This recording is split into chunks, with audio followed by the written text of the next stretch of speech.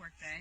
Hundreds of very brave, empowered people have used their bodies and their agency and their hearts and their minds to stand directly in the face of climate disaster and literal destruction of the sacred. This isn't symbolic, this is the active shutdown of an active site along the Line 3 construction route.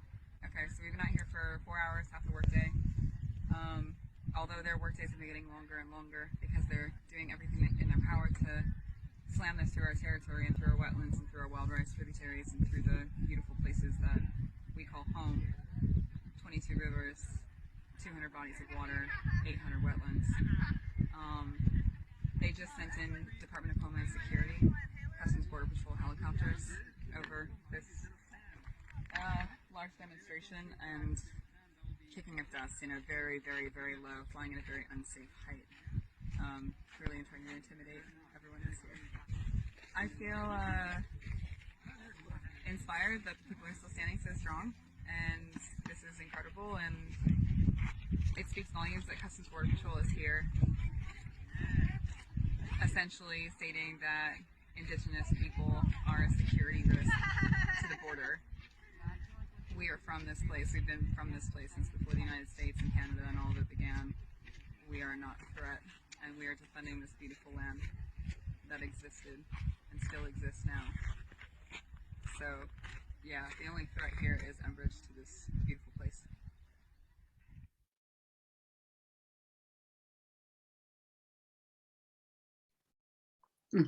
Thank you for sharing that.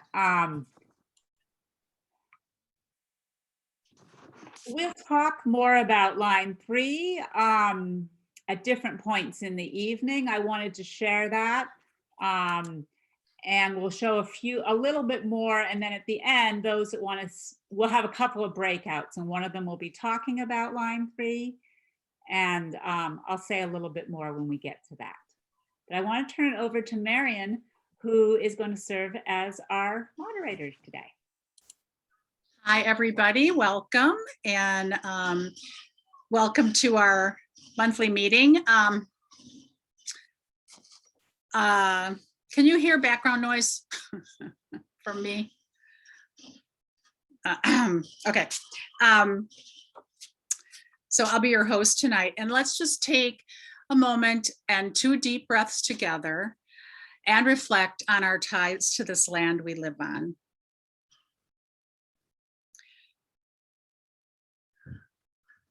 As we recall and notice the beauty around us, may we honor the people who lived on this land before us, especially the Ho-Chunk people who've lived on this land for thousands of years.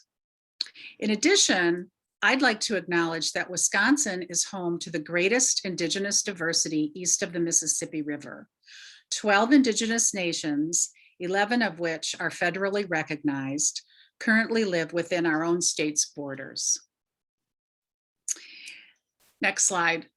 So I'm very happy you're here. This is a preview of our evening. We're gonna first do our 350 Madison election, and then we're going to have our panel to talk about the non-Black allies in the fight for climate justice and voices from our 350 Madison chapter. And then we'll do updates and actions. So, and then breakouts at the end. So first, we'd like to start with our election, and I'd like to introduce 350 Madison President, Gail Nordheim, who will run the election at this time. Gail? Hi, does everyone hear me? Yeah, I think I'm unmuted. Good evening, and this is officially 350 Madison's annual meeting. Our bylaws say that the June meeting is the annual meeting, and that's when the elections are held.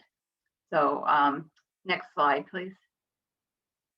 And we're gonna have voting tonight for our board of directors and our coordinating council.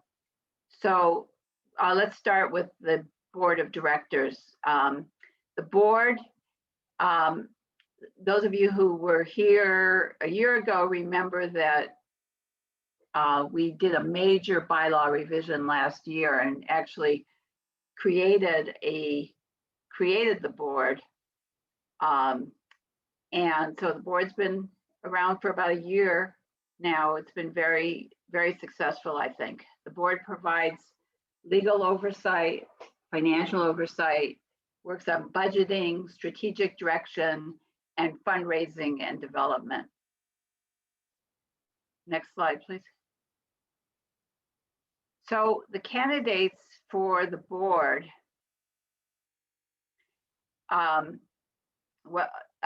Christina is putting up right now a list of eligible people who are eligible to vote. So if you're not sure if you're eligible to vote, please click on that link and see if your name is there. So for the board of directors, the president and vice president, which is me and Tanis Matthiessen, we were both elected for 2-year terms, so we're not on the ballot tonight. But the candidates on the ballot, Bill Backus is running again for treasurer. Kermit Hovey is running again for secretary. Emily Park is running, and she is representing the coordinating council. And Seth Jensen is also running and representing the coordinating council. Kurt Kimber is a returning at-large member, and we have two at-large candidates on the ballot who will be new to the board. They are CJ Kep and Josie Lathrop. So CJ and Josie were really happy that you're interested in joining the board. All the other people are running for a second term. So this would bring our total board to 9, which means we would have a full board. Next slide, please. The coordinating council. The coordinating council consists of a representative of each of our teams.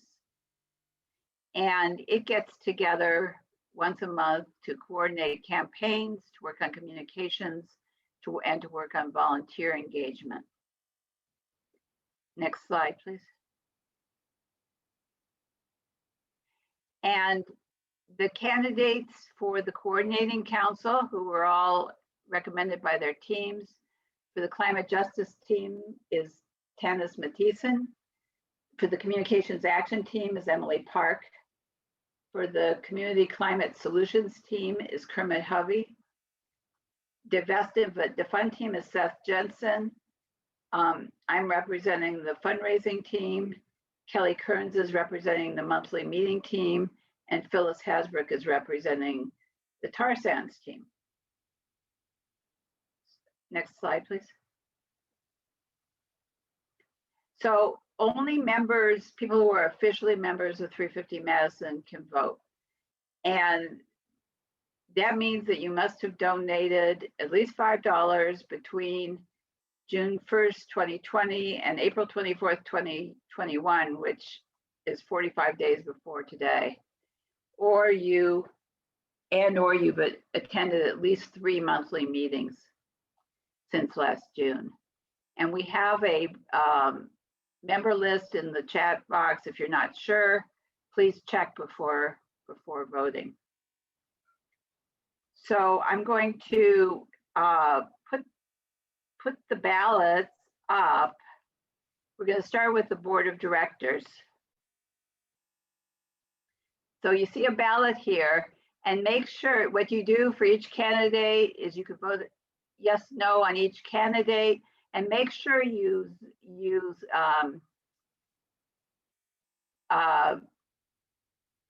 the word is escaping me. Go down the ballot. Make sure you move down the ballot so that you get all the candidates. Make sure you scroll.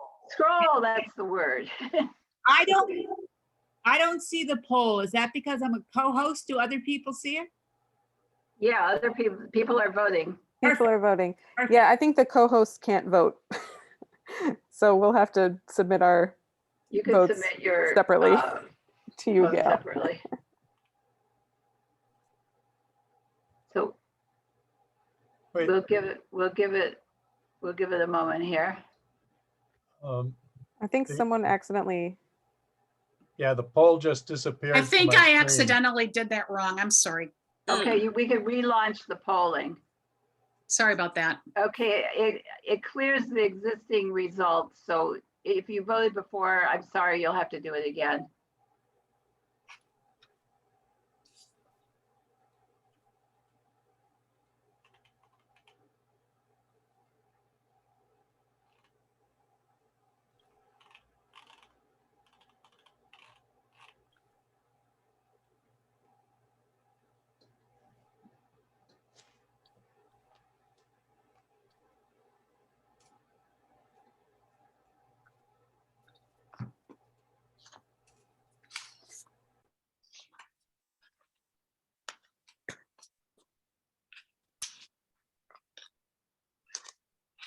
Okay, we'll give it about 30 more seconds.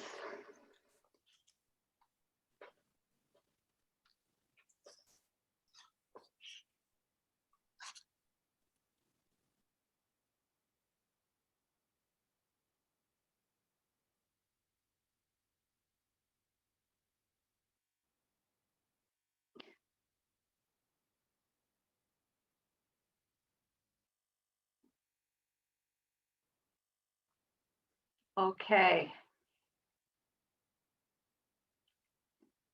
Okay, I'm going to close this poll. Thank you to all who voted. And now we're going to do the same thing for the coordinating council. And again, remember to scroll down.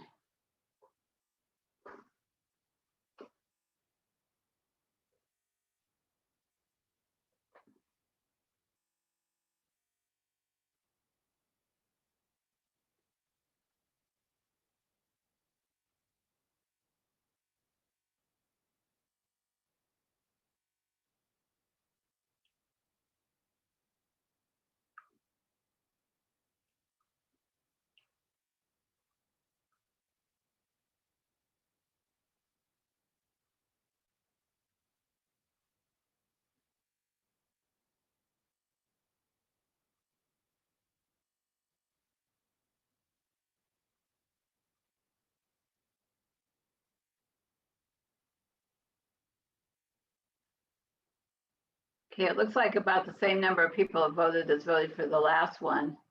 So I think we can end the polling now.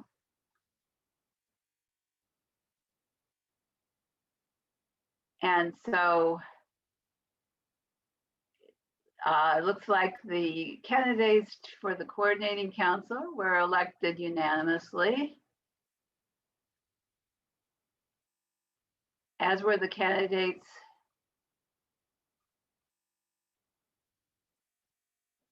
for the board. So thank you, everyone that voted. And we could get on with the meeting.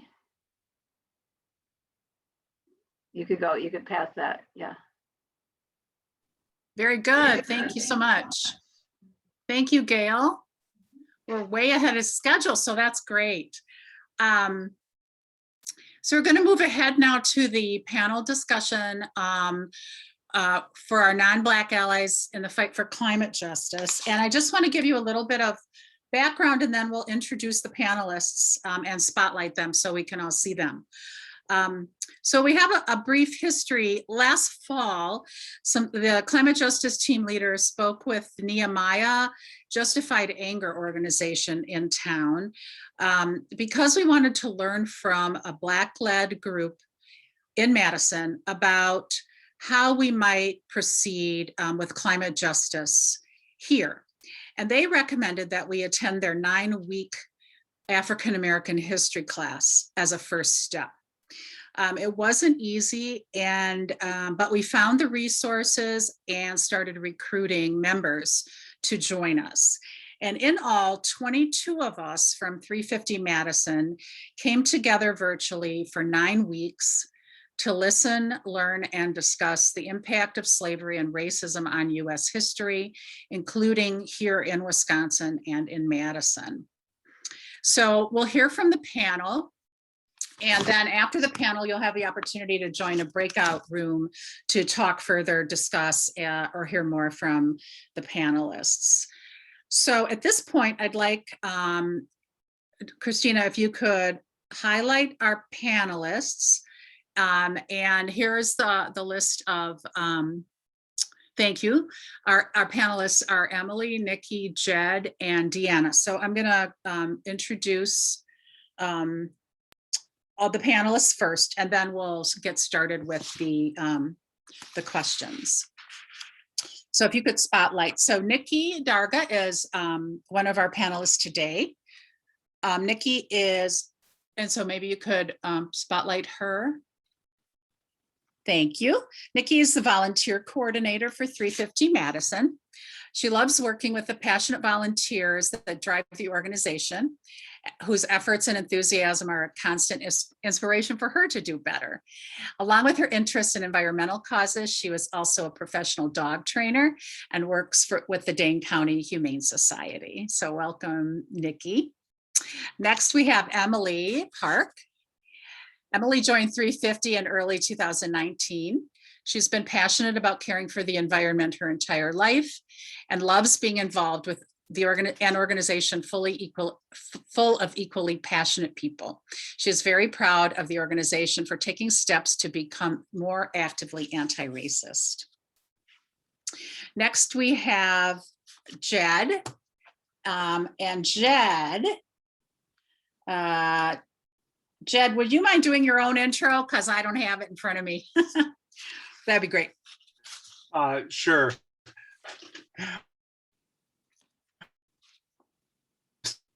Uh-oh. So did send something in.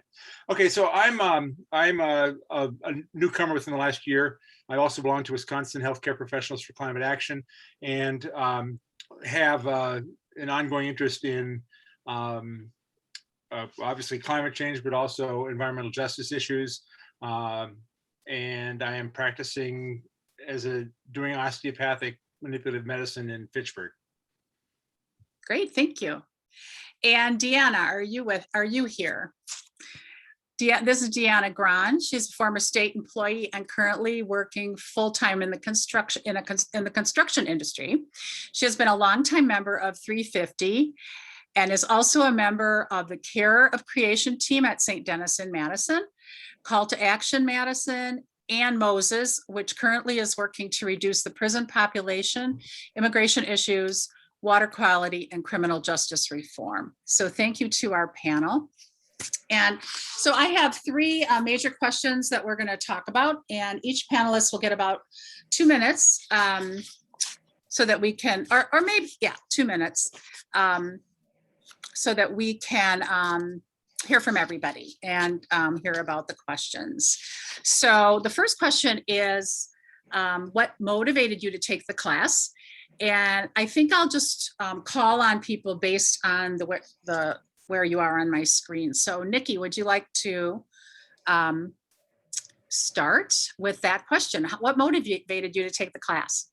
Yeah, so I am going to be completely honest and say that as a staff member for 350 Madison, I was lucky enough that this particular organization finds this issue so important that we facilitated the ability for all staff to participate. And I understand that I'm really privileged in this way because I did not have to seek out the class myself. That said, when I heard about it, I was very excited to dive more into the topic and further education into the issues facing the Black community. So I was very eager to attend each week, and the class has motivated me to continue my education and seek out other resources on my own. Great, thank you. Thank you. Emily.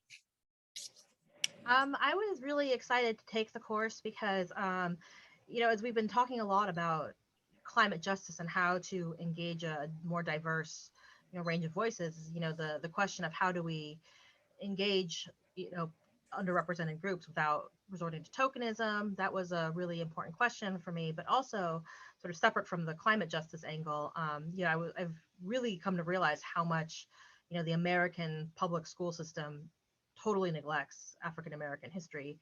We talk about obviously the Civil War, and then, a little bit about like, MLK, but that's kind of it. Now that's not enough. And also, when I've talked to people who, like everybody, I've got relatives and friends who are kind of like, well, all lives matter. Like, why are we getting all worked up about this? And, if I get passionate, they're like, well, you're just coming from a place of emotion. So I wanted to be able to come at the argument from, with facts, historical facts. And so that was another reason that I was motivated to take the course.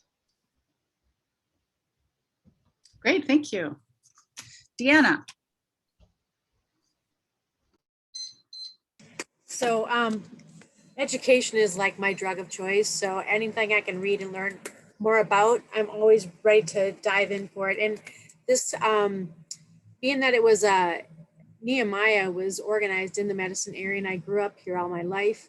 I just thought it would be interesting to see what was the perspective of the class, and just seeing movies like Hidden Figures and things like that, and not really ever knowing that kind of history, that was super important history, was alarming to me in a way that I really wanted to dive in further and see what the class would have to offer. And I was not disappointed at all. So. Great, thank you. And Jed. Yeah, I was destined to take the course because about 3 years ago, my wife took the course, and 2 years ago, she was a moderator for one of the groups. And last year, the year before, I actually sort of tried, but I was too late and the classes were full. And so this time it was just laid right out there for me. And so that's good. I mean, I came from, a background where, I had no interactions with Blacks. My father, for certain, sort of felt that Blacks had their place. And as he's now 96, and as he's gotten older, all his filters have come off, and his inherent racism has really come to the fore. But that was kind of the milieu that I grew up in. I mean, he's somebody who roots for a basketball team on the basis of how many white starters there are. So it exists. And then I've had some sort of ethnic/racial guilt, I suppose. I grew up on, near an Indian reservation in northwestern Minnesota. And so I realized that the, wealth that had been generated by my parents for my parents was, done on the basis of taking Indian land or native land. And really needed to take this course to realize how much of American wealth was, created on the backs of Blacks. Thank you. Great. Okay. Our next question, and we're ahead of schedule, so it's okay to take your full time. But I want to know what were your top takeaways from the class? And please include any emotions stirred or changes in perspective that you may have experienced from your participation in the class. So your top takeaways, would you say? Emily, you want to start this round? Sure. So I guess for me, I went into the course, knowing that, intellectually, the repercussions of slavery and oppression are still felt by Black communities today. So I knew that, in the back of my head, but taking the course, I got a much more visceral idea of exactly how those events are still shaping, the conditions of the world today. And also, in school, I kind of, you get the impression that, this kind of extreme racism is the distant past. The Civil War was, in the 1800s, so that's forever ago. And, lynchings were forever ago. And, you realize it really isn't that far back. It's not that far back to, when lynchings were common. And, when sundown counties were still a thing where, Black people could be literally shot if they were around after sundown, that's within my parents' generation's lifetime. So that was a shock kind of to me. And also, again, like sort of intellectually, I knew how violent the institution of racism, of slavery was, but it was a completely different experience learning about it, exactly how violent it was, and how that has sort of echoed through the decades since then. So I think my biggest sort of emotion I had throughout the course was just shock, I guess. You think you know these things going in, and then you realize you really didn't know the magnitude of how bad everything was. Thank you. Jed, you want to go next? Sure.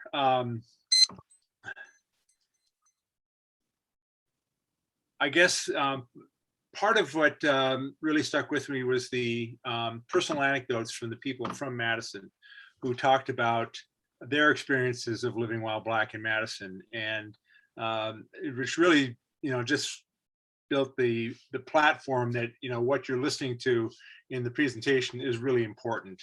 I also received some inkling as to why it is so difficult for Blacks to trust the police, how the police have been used through the years to protect white property from ostensibly from Black people. There were certainly horrors, listening to the conditions aboard a slave ship where people were basically stacked in cordwood, where they had like 4 inches between their back and their chest in order to be able to optimize the number of people who could be kept in the hold. And people lying on the bottom level were subject to, basically people having to evacuate themselves on top of them. And they got maybe 2 hours a day, on board. And this is all done for the sake of increasing white profits. I was very impressed by the letter that was written by a Black man to the Southern colonel who wanted him to come back to his plantation to work for him. And his terms for that would have included back wages, end of rape, and fair wages for the time that he would be working for the guy. And it was clearly more than the Southern gentleman could afford, and it really gave a nice sort of baseline level as far as why reparations are really important. I was definitely struck by the fact that the wealth of the North was built on the wealth of the South, which was built on the backs of slaves, and that without cheap cotton, the northern textile mills, which were a primary source of export to the rest of the world, and a source of incoming money would not have been there. And so much of the wealth of this country is, and the ability to pay for the Revolutionary War, to pay for, it was just, we owe it all to the backs of Blacks. Thank you. Thank you. Deanna, you want to go next? Sure. I was going to go off what Emily was saying too about the ripple effects, how we kind of take for granted in white families, the stability of marriages and passing on your wealth to your children and things like that. And how you have that, somebody has your back all the time. So you make a mistake as a kid, your parents are there to back you up and things like that. But when you look at the history of slavery and how at the very origin, families were ripped apart at every level. So anytime even they were as a family on a plantation, oftentimes they were ripped apart there too and sold to another plantation. So even today, when you see a lot of single families, that's still a holdover from that life. When Pastor G was talking about his own personal story, he brought that in, that his father was a sharecropper. So that's only one generation away. And, he's in his mid 50s. So even though it seems like forever ago, it really isn't. The other thing that I thought was that struck me pretty hard was how ingrained the slavery was in our laws, in the Constitution at the start, and even in our laws that we have today, stuff you don't think about, redlining, little things that we don't think about, we take for granted because we aren't impacted by it, but they are. Stuff like even trying to get a loan or buy a house. things that we just aspire to and think, yeah, when I get to that certain point in my life, I should be able to buy a house. But all these blockades are put up. So to me, when Reverend G was talking about resilience, and also one of the other professors really spoke highly of the resilience of the Black community now, and everybody as victorious because they survived those years, and now they're here to tell that story. So those were the things that struck me. Yeah, thank you. Good. And Nikki. So class, it was incredibly emotional. I mean, there were times that, you know, I feel like regularly we were, you know, moved to tears because it was just so intense. And just regularly elicited those strong emotions because of, you know, the various horrors that were discussed and how they resonate with those personal stories, like Jed mentioned.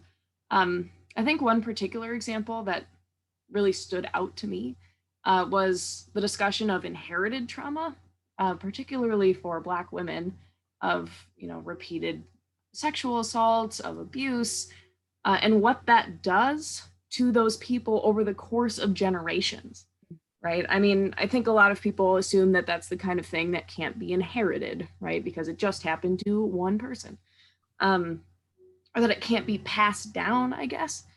But the speakers in this course, you know, they really talked about how this daily trauma impacts their lives on a regular basis, how things that happened a long time ago are, you know, passed down in a way that is still very real in their lives today. And that was extremely powerful.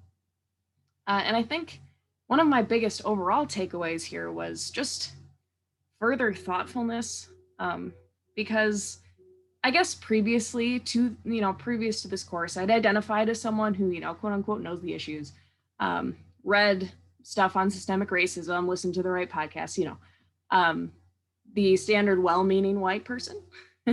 But I think this really opened my eyes that there is always more I could be learning, always more that I can be doing, and more ways that this impacts people of color that I would never think about.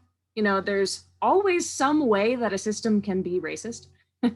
And there's, you know, just so many ways that I was humbled about what I don't understand and what I still need to work on and learn. So I think that was incredibly powerful. Thank you. Thank you. Our last question is, has this experience and knowledge and the knowledge that you gained in this class impacted any relationships within your life with people of color, with other white people? How has this experience and knowledge impacted you moving forward? Deanna, you want to start this one? Sure, I'll start. I started after hearing more of the personal stories and just the history and things.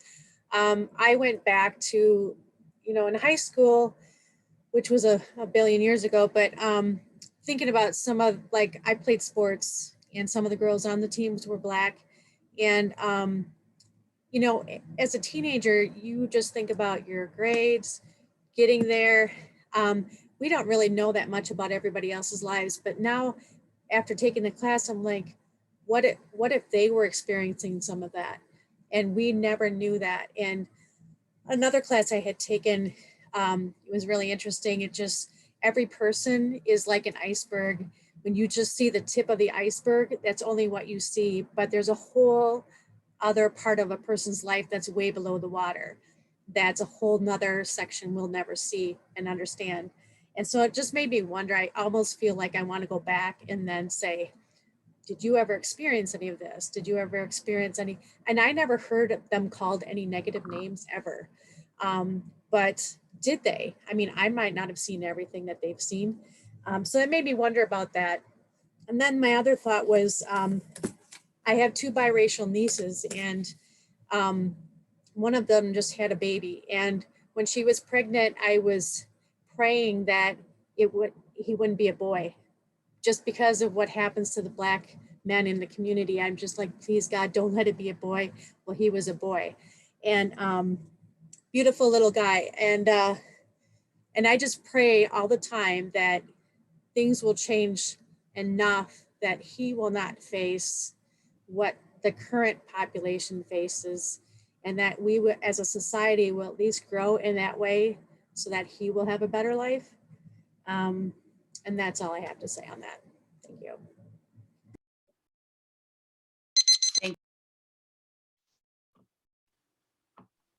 Marion, you got remuted. Jed, you want to go next? Thank you. Sure. Well, I'm a relative introvert and live in rural Cross Plains. And there's been a pandemic going on. So I have not made any new relationships with people of color in the past, or since the course ended. I thought since I've been in town, I've probably had, which has been about 10 years, I've probably had about 10 patients who are Black. And they've, for the most part, have all been, well-educated, relatively well off and so forth. But in a doctor-patient relationship, the doctor's always got power because somebody's coming to me for help and I can give that help. And so it's not a balanced relationship, even though I feel I've been, that I try to be respectful to anybody who comes into the office. I would say that just even listening to Dr. Clark Pujera, Reverend G, Lalida G, his sister, and I can think of other Black individuals who are all much more eloquent and better spokespeople than I am, and have so many skills I don't have, and but them talk about their experiences, it brings out their humanity, and I think that it's going to be easier able to just simpler with less barriers to appreciate the humanity of others. And then I've had occasional, my wife is a pen pal with somebody who's in prison, and so I've had a couple of conversations with, I guess it's they would be the pronoun of choice,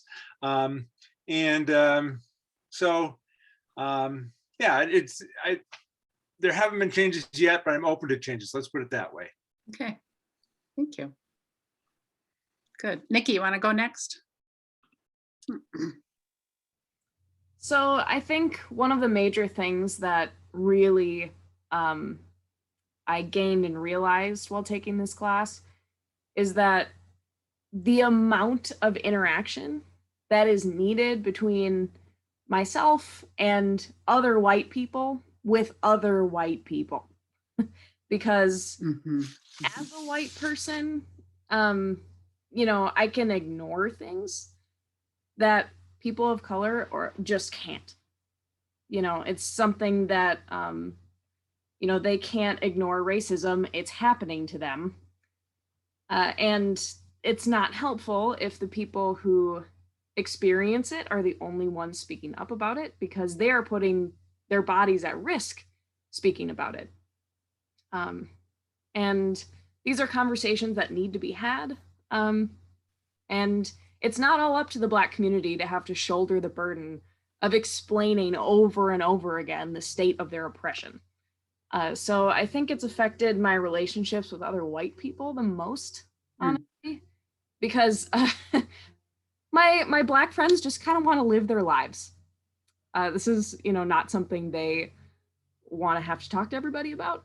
So I think that's something I really gained, has really impacted me, is, knowing that I and people who look like me need to be having these conversations a lot more than we do. Great, thank you. And Emily. So I'm a little bit ashamed to admit that I don't really have any close friends who are Black. Because, I grew up in Idaho, which is very white and one of the most white supremacist states in the country. And then I just didn't happen to make any close friends in college who are Black people. And then throughout my adult life, I haven't really either. And so it's it's a major failing on my part for not reaching out to a wider array of communities. So I was thinking of my friend group. Like, I've got a lot of friends from various Asian ethnicities and a lot of Latinx people who are friends, and but just nobody from an African American background, and I'm a little ashamed of that. And also, so I was thinking about, well, why is that? Like, I moved to Madison from Cleveland, which is Cleveland proper is, I think, something like 70% African American. And it's because most of my friends here in Madison and most of my friends in Cleveland, where we lived from 2010 to 2015, were people I knew through my husband. And he in Cleveland, he was a medical student, and then here he's a doctor. So our friend group tends to be people who are who had the resources and the support to go to med school, go to elite universities. And a lot of Black people don't have that kind of money, they don't have that kind of academic support. So just sort of our community is already kind of self-selecting. But sort of how has it affected my relationships with other people? So just like, people who don't know me, I'm Korean, but I was adopted by a white family. So I grew up in a white household, a well-off white household. So I benefited from a great deal of, the white privilege, the inherited wealth, and my parents could make a decent living, and I never had to worry about one of them being targeted by the police. I think one of a really big regret for me is that my dad passed away before I finished taking this course, because I would have dearly loved to have presented some of this information to him, because he was very much an all lives matter kind of guy. And when I went to Idaho after he passed away, he had the thin blue line flag flying over the house, and I had to make my mom take it down, because I was like, don't have that up while I'm here, please. And sort of as an Asian person, I kind of occupy a weird place in American racism, because we're the model minority, particularly East Asians. So we're not targeted by police in the same way that Black people are, but we also do get a lot of the white supremacist emotions. So we're sort of somewhere in between, I guess you could say. So it's definitely made me more aware of my friends and acquaintances who are not willing to take a look at themselves and to do the work, I guess, as you would say, to learn the things that we learned in this course, to think about what it would be like to in somebody else's shoes. So I'm even more acutely aware of people who won't do that, won't try to do that. But it's also made me think a lot more about the importance of solidarity between BIPOC communities, because like I said, Asians tend to experience racism in a different way, African Americans. And particularly lately, with like the surge in violence against Asians, there's been a lot more talk of the sort of, I guess, historic tensions between the Black community and the Asian community. There's sort of a trope, I guess you could say, that Black people and Asian people don't like each other. And some of the violence against Asians in recent months has been perpetrated by Black people. And I think sometimes people want to sort of pit minority groups against each other, which is not at all productive and not at all good. And so the important thing is communities need to show up for each other. Apparently, I did some reading on this, and like the Hmong community, decades ago when they were getting established here, the African American communities were some of the ones who supported them the most. And then, for Black Lives Matter rallies, are there enough Asian communities showing up in support of the African Americans? And I would say no, that there aren't enough. And we need to stand up for each other. That's sort of made that even more apparent to me, I think. Thank you. Well, thank you all very much. Julia pointed out to me that we didn't say this, but I wanted to say it to everyone now, and perhaps any of you that want to make a comment can do so now because we're a little bit ahead of schedule. But we in 350 took the course together as a group, and it was an option for many, many groups in town, including school districts and church groups and other groups. And we took it together. And then each week we listened to we watched the lecture, and then we had a discussion with the 350 people in our group. And that made it a very special experience, I think, because we stayed together each week and we had our discussions together. The other thing I just want to let everybody know is that this course will be offered again in the fall, and it's a really great course. If any of the panelists would just like to take a 30 seconds or 15 seconds to just say anything else before we close out the panel. Anybody? Emily? I just want to say that the way that the discussion groups were led, there was no feeling of awkwardness or shame if you were confused on a point or anything. It was definitely a safe space to express thoughts and feelings, and as long as you weren't, obviously if you're taking this course you're probably not like spewing hate words and stuff, but if you genuinely had a question and you wanted clarification on it, it was a very welcoming group. So if that's a source of concern for you, don't let it be. Thank you. Jed? Yeah, after the course was over, there were 3 sessions of right, sort of integration or whatever. We wanted to, I missed one of them, but I want to commend the ones that I did see, especially the path to allyship, which really points out that, okay, so you're a white person and you want to help out. What are the ways to do that? Well, they were affiliate, donate, and I can't remember what the other one was. Maybe it was associate. I don't know. But the potential, you think you have the solution. Don't assume that you have the solution. You got to do the background to make sure that the problem that you're looking at needs to be addressed. And then you have to think about it. Has this been addressed before? What's gone wrong? Should it be addressed? Who should address it? Am I the right person to do it? Should somebody else be doing it? And, we need to be there to help, not to control the situation. We don't want to be, there's a podcast, Good White Parents. And we don't want to be that person who goes in and takes over and runs roughshod over everybody else. We need to respect our place as we try to help going forward. Thanks, Jed. Nikki? I just wanted to give a short recommendation. This is super worth it. So if you have the opportunity, you should do it. It's very, very good. It was very, very insightful. There were a lot of fantastic conversations that were had, and I just wholeheartedly recommend it. Thank you, Nikki. And I just wanted to add to that. I mean, it definitely was money well spent for sure.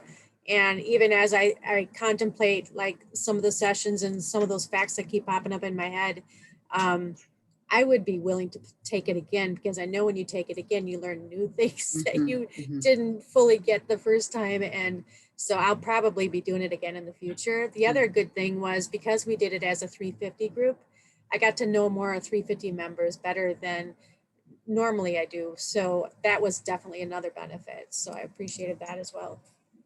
Well, I see lots of thank yous in the chat. So thank you to the panelists, and we really appreciate your openness today. So thank you. Okay. Thank you. And Christina will put up the next slide. And the next thing on the agenda is just going through some of our upcoming team meetings of what the organization is doing. And the climate justice team, the team that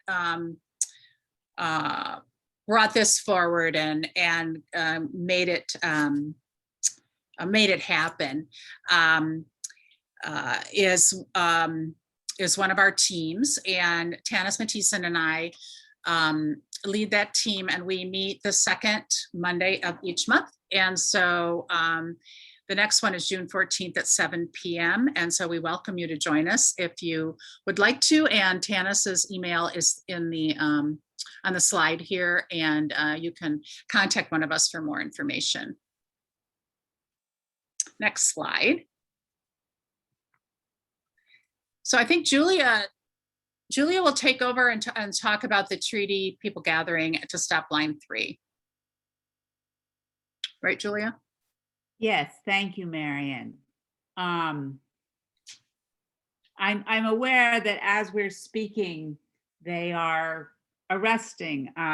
They're doing the arrests in northern Minnesota, and so I feel a little bit emotional myself. I guess it's been an evening for talking about emotions. I want to share. I don't think. Well, actually, I can't. I don't think Phyllis, I think the day went longer there than we expected. We thought we might have, so let me start at the beginning. Some of us from 350 Madison traveled up to Minnesota, and some of us are still there, and I'm one of those who's not there. That's why I'm sitting here in Wisconsin. 350 Madison, others, and a number of us traveled on the Wisconsin Solidarity Tour, which Tim Corden organized. And in this picture you see, you might recognize Nikki holding the Stop the Line, Liz, who may still be up there, I'm not sure, myself, there's Seth, who I know came back because we carpooled together, and some other folks who saw us off, including the Forward Marching Band. And so I'm not up there right now, risking arrest, and I have mixed feelings about that, but I had work obligations today, but I felt called to go. It actually relates to what Marion and some of the panel has been talking about, because it was a call from Indigenous people that those of us that non-Indigenous people come and stand in solidarity. That it's not fair that we expect the Indigenous people who have been trying to hold this land for so long and have been fighting line 3 on their, not on their own, but the fight has very much been led by Indigenous women and Two-Spirit people, and they're calling people to come up. And so some of us felt called to go up, and others felt called to support us and give us a good send-off. And so we traveled through Wisconsin, and there were 3 legs of this tour, and we went to Duluth and spent the night at Duluth. And then on Saturday, we traveled to the White Earth Reservation. Let me go to my next slide. Thousands of people met in northern Minnesota at different camps. We weren't supposed to take pictures of the campground per se, and I was trying to take a picture of this beautiful sign, Protect Our Water, No Line 3. When I looked at the photo, I'm like, oh, look, there's my tent in the background. So I'll just tell you that above the woman's head, above the green flag, that actually is the tent that Seth and Krista and I slept in. So there was camping out in the very hot sun, but other people, so Phyllis, who leads our tar sands team, and Kathleen Cairns, who many of you know, stayed in it's like a casino hotel that was nearby. And then everybody would come together for the training, which was Sunday, yesterday. And so I was leaving to get back here by 1 a.m. so I could, go to work and talk to you all today. So I was so close to it that when I was putting my tent down, I could listen to the training. And there was a red team that was going to, let me just check. I assume if Phyllis or Kathleen or anyone from Minnesota was able to call in, you would say something now. So I'll stop talking because we'd rather hear from you. But the day is still going on, so they're not back. And so we're not going to be able to connect by phone to those still in northern Minnesota. But there were people, Russ went, a lot of people from 350 Madison went. And Sunday was the training. And it was just thousands of people coming together, but they didn't know how many people were coming because some people don't register. And so the volunteers were trying to coordinate parking in this fairly compact parking lot, not knowing how many extra people there would be. So it was quite, I will not go on too long because in a breakout group, I can say more. But the next slide, one of the things I felt called to do was amplify this. Like, people don't know what Stop Line 3, people outside of the choir don't know about Line 3. And so I guess it did make CBS News, PBS News, maybe today is going to change it, but I think some of us felt we should go to make sure that people know what's happening. So I would like to ask you to amplify the action. And in the chat, we're going to put this link. It's pretty easy to remember, but www.stopline3.org/Biden. And if you've already signed the petition, this is different. This is a direct email to President Biden. And if you have any troubles using the link, you also can just go to the whitehouse.gov and you can just write him an email. I was going to bring postcards for people to do, and then it says on the White House, please send us an email, not a letter. So that's how they want you to that's how President Biden wants to hear from you. So send him an email and tell him to stop Line 3. He could revoke this really quick permit that went through at the last days of the Biden administration. He could revoke that water permit. The other thing you could do is, it's a really nice sign, this Stop Line 3 poster that Isaac Murdoch, who is a Indigenous person, young person, I believe, made. And there's Lily Tomlin and Winona LaDuke and Jane Fonda, and there's me holding my sign. You could hold your sign. If you want to print out that sign, I put the link in the chat. Or you can go to the same stopline3.org, take action, and you have to go down below the petition and below the yard signs. There's a place to print out the sign. It prints out really well. That's just my crummy little printer. It prints out very well. And you also can amplify the social media stories. So I'll stop there. I know a lot is happening right now on my phone. They're arresting people. I'm not on my phone. They're not arresting people, but it's happening right now. And so we'll have a breakout to talk a little bit more after we go through some more announcements. The next slide, we do have a tar sands team. And Phyllis, who's staffing that team, is up in northern Minnesota right now. But, and we're trying to stop Line 5 in northern Wisconsin, but we also, of course, are trying to stop Line 3. We mostly work on Line 5, but this was we all have to go to northern Minnesota. And we have a divest and defund team, which is currently focusing on getting Chase banks to stop lending money for Line 3. So we're very in this stopping Line 3. And we are meeting, the divest and defund team meeting fourth Mondays. Kathleen just entered the room. I'm going to admit her. How exciting. We might have to pause. Kathleen, can you hear me? I should let her get all the way in the room. Christina, can you take that spotlight off me? Great. Kathleen, I saw that you just entered my Zoom, and I don't know if you can hear me and if you can say anything. Oh, maybe you're on phone and you're all muted. We don't hear you. Well, if Kathleen is able to speak, it'd be great to hear from somebody. But I will keep going. Kathleen, if you're able to unmute and speak, please jump in. I think the next slide, I'm sorry, Emily, I think I've set you up for not the best introduction. The next slide. Yes. Emily, please tell us about the cool fundraiser garage sale. So this is the first time we've ever done this, but it's a garage sale fundraiser. So the idea is anybody who has stuff they want to donate, as you can see, I've got lots of stuff just piled everywhere.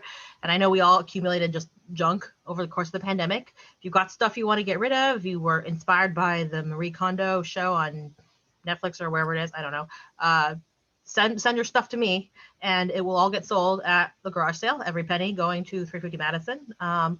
Anything that's still usable, that's not just trash, we'll take. So clothes, books, craft supplies, anything.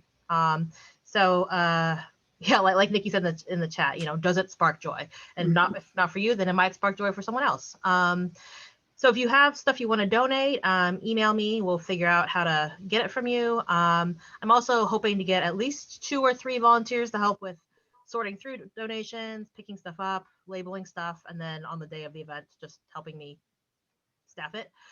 So the date is July 31st. That's a Saturday. If we get enough stuff, maybe we'll do it on August 1st as well, Sunday. To sort of have to wait and see. Yeah, so send me an email if you're looking to donate some stuff or if you want to help out.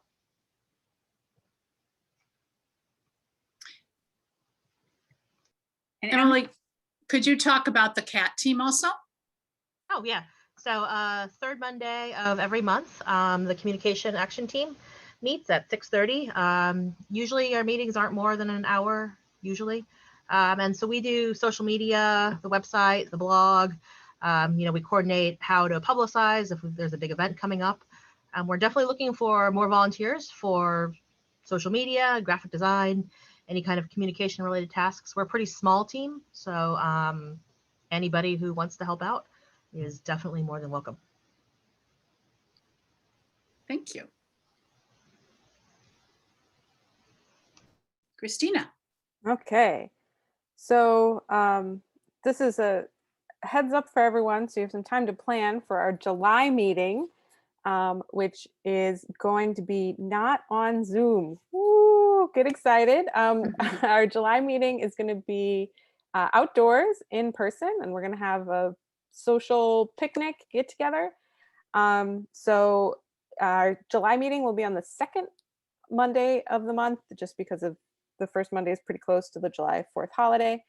So put Monday, July 12th on your calendars. We'll be gathering from 6 to 8 p.m. at Bradingham Park, which is just off of Monona Bay.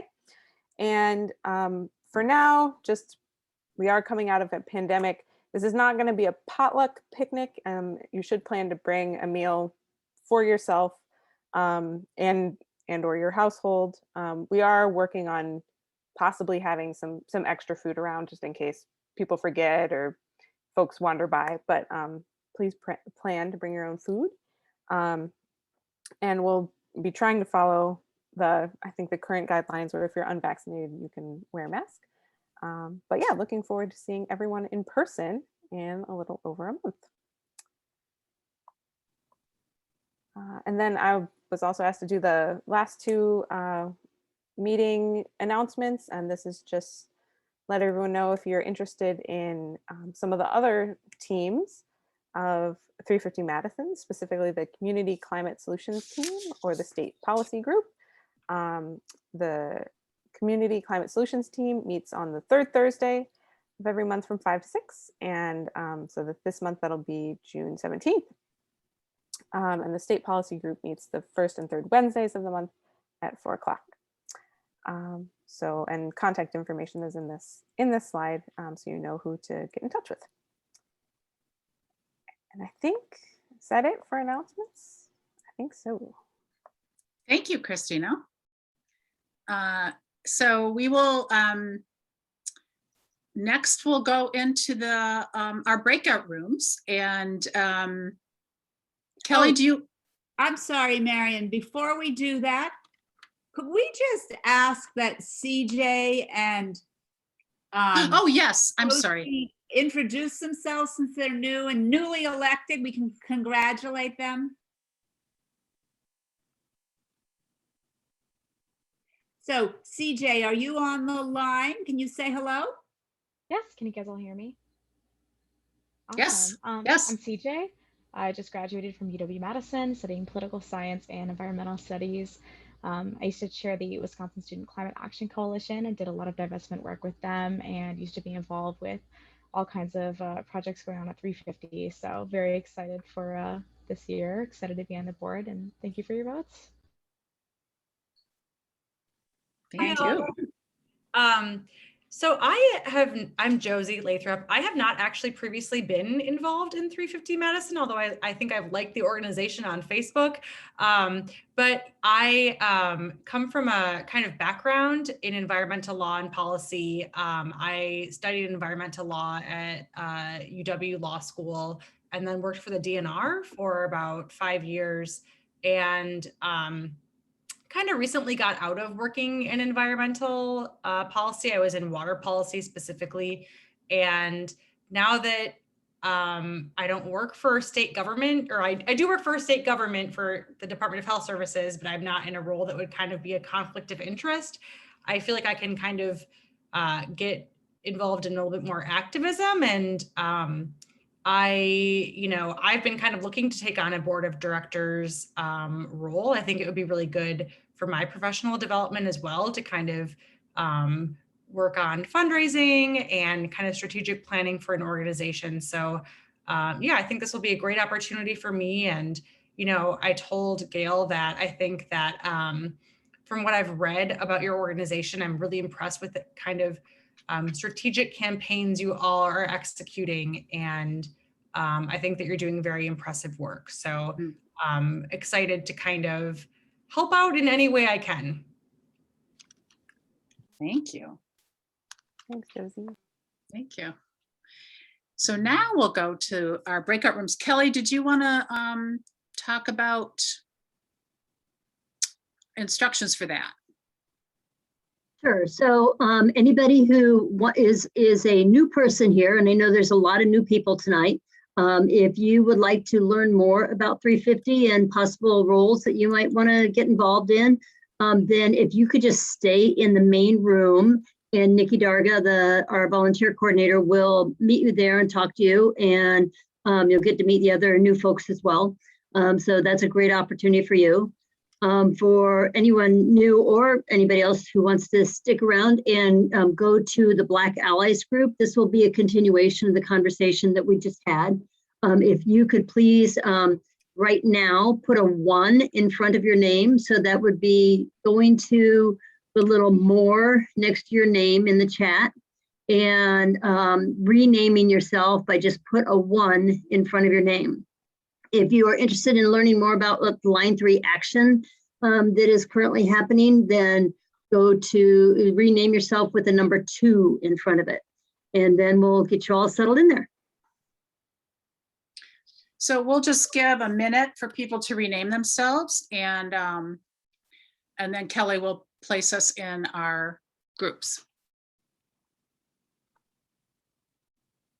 I think I'll just add that we will not come back together as a big group. So I guess thank you. Stop recording, and which will make me feel more comfortable.